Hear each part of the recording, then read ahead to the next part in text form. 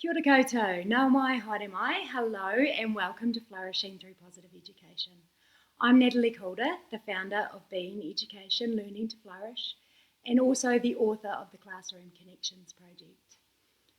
Thank you for joining me today. Today we are going to delve into the transformative power of positive emotions for educators. Thank you so much for being with me. As educators, you are the architects of change, standing against rising rates of depression and anxiety that seem to be just permeating in all areas of our world. My goal is to equip you with scientifically proven well-being techniques for your classrooms. And today we focus on positive emotions, a crucial element in building a brighter, kinder future. Now, did you know that there are more words in the English language for negative emotions than positive?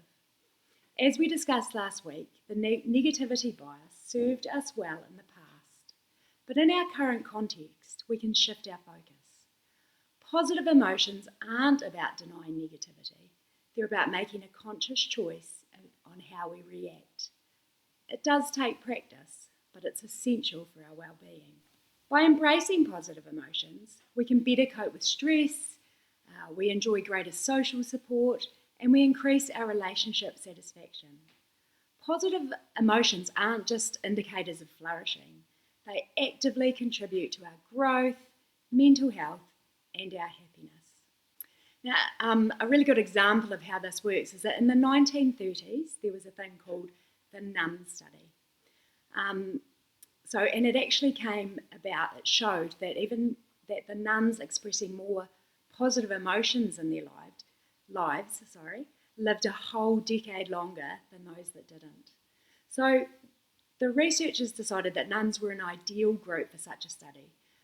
Many of the factors such as physical health were controlled or minimised. Nuns don't smoke, they don't drink excessively, they all live in similar life circumstances. They are childless, so they have had the same reproductive histories. And they tend to eat the same sort of bland diet, or did in those days anyway. So what researchers did in this 1930s and 40s study was that they got nuns coming into their training to write a brief 2 or 3 page autobiographical sketch as part of their religious vows. They were all about 22 years old, just beginning their careers with the church, and each nun, after having written their autobiography, were given a positivity grade by the researchers. So given sort of a grade rating from, really positive attitude to life all the way down to quite a negative attitude to life. And this was all sort of stored away. 60 years later, researchers followed up when the nuns were sort of between 75 and 94 years of age. 42% of the sisters had died. But what they found was amazing. The most cheerful nuns seemed to live a full decade longer than the least cheerful. So by the age of 80, 60% of the least cheerful age group had died, compared to only 25% of the most cheerful sisters. Now, I think that's amazing and a really good illustration of just how these positive emotions can affect our lives in the long term. So I have included some links to that study in the notes for this video, so if you'd like to take a closer look, definitely recommend you have a look at those. So what does this mean for us in the classroom?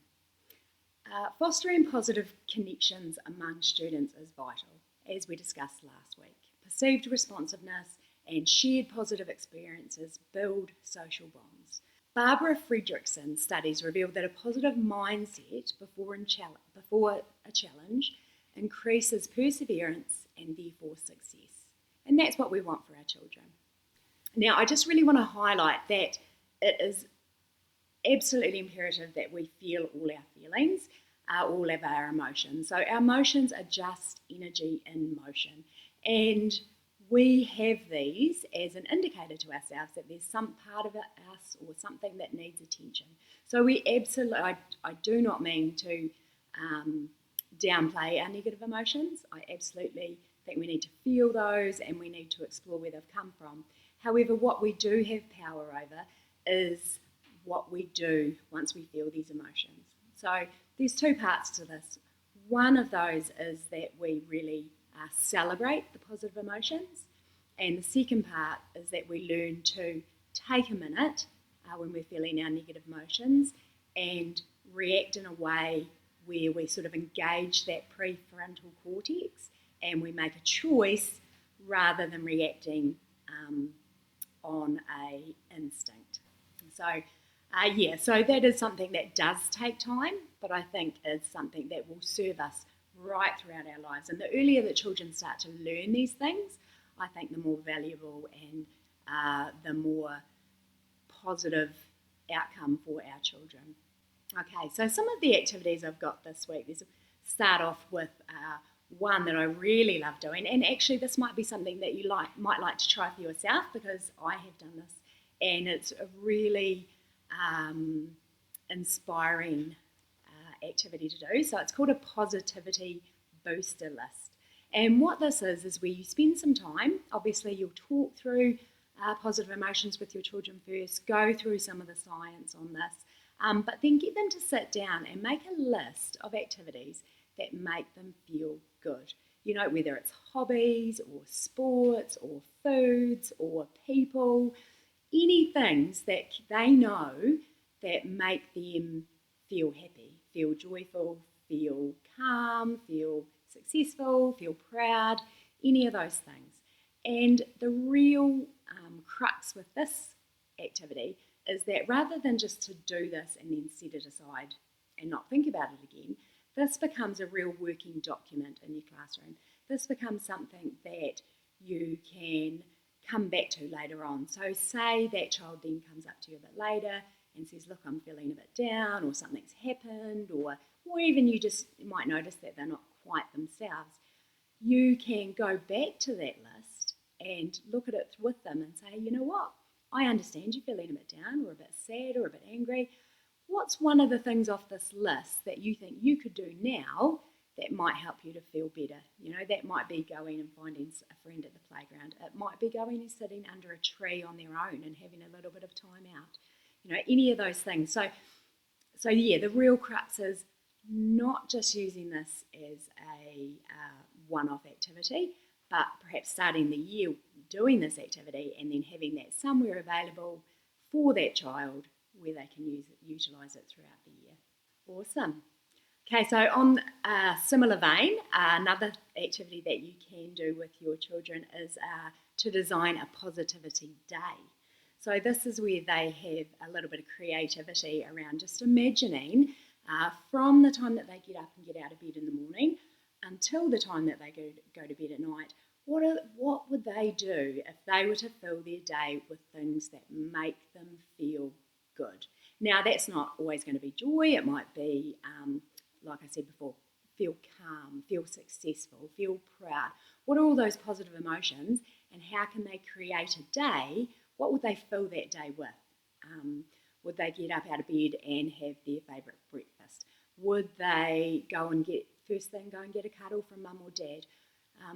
All of those things. So I find that children really love this activity because they feel it's exciting. It's a bit like that movie Yesterday, where whatever they want to do, they get to do.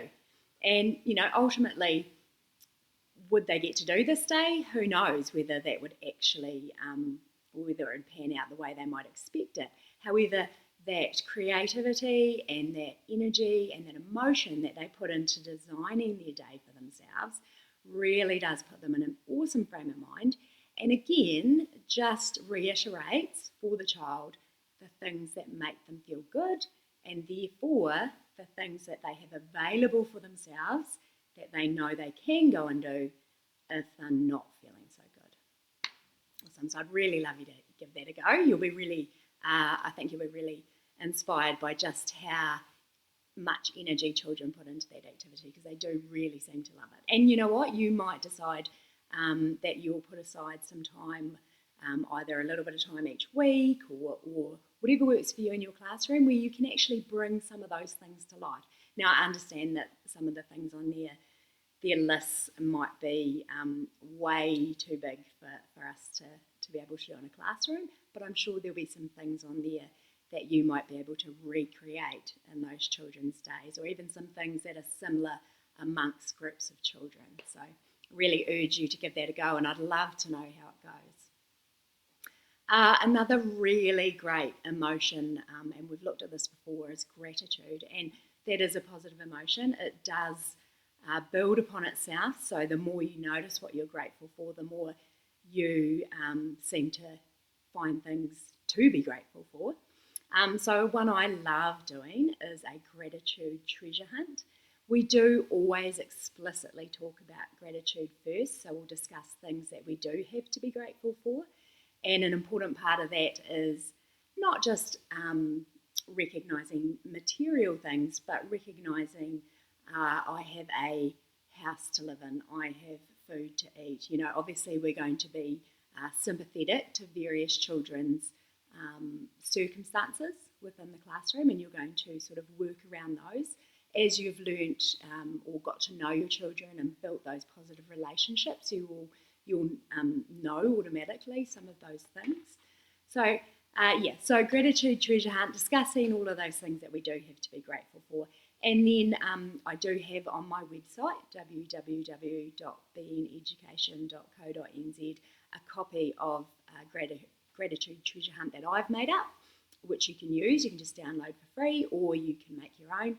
And it's just going outside or around the classroom and finding things that are the colour that you love, or something that makes you happy, something that would make someone else you care about smile, something that smells really nice. You know, some of those things. And it's a really fun activity, and again, a really good way to get to know what the children in your class enjoy, what they find inspiring, what they find gives them energy, and then that for you can be a really good indicator as to how you might be able to communicate with that child throughout the year, or help them in situations where they are feeling a bit down or a bit disgruntled, or finding things a little bit hard. So they are some really great activities. I really do urge you to give those a go, and again, I'd really love you to let me know how they go. It's great to get your feedback, and particularly amongst different age groups and things like that, the things that you find work. As I said earlier, I am the author of the Classroom Connections project, and if you'd like to check that out for more age-appropriate ideas, you can go to my website for that.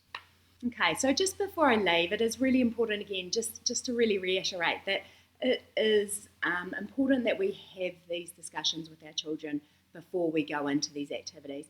We really need to open up those lines of communication. It builds positive relationships, but it also means that this language around emotions is really becoming part of our classroom culture.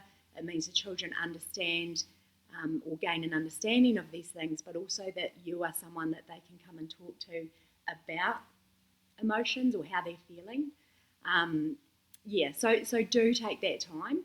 There's, again, loads of ideas in my manual, the Classroom Connections project. Also have got, I've been posting lots of different activities and ideas and research and sort of science behind all of this on my Instagram and Facebook pages. So if you wanted to learn a little bit more about that, you can do that there. I've also put some links in the show notes for this video. So and if you haven't already, head to my website and download. There's a free PDF called 6 Simple Ways to Classroom Wellbeing. So if you haven't done that, you can download that, and that's got a lot of these sorts of ideas in it as well, and you can start using that today. Lesson plans are there, ideas are there, and lots of the resources are on my website as well. So go for it. So thank you for joining me today. You are a champion for the well-being of the children in your care. You are showing up, you are taking time, and you are making this a priority. So I really, really value you for that. I really thank you for making a difference for the children in your classroom. Flourishing through positive education is an ongoing journey, and I do encourage you to continue exploring, learning, implementing these strategies in your classroom, and let me know how you go.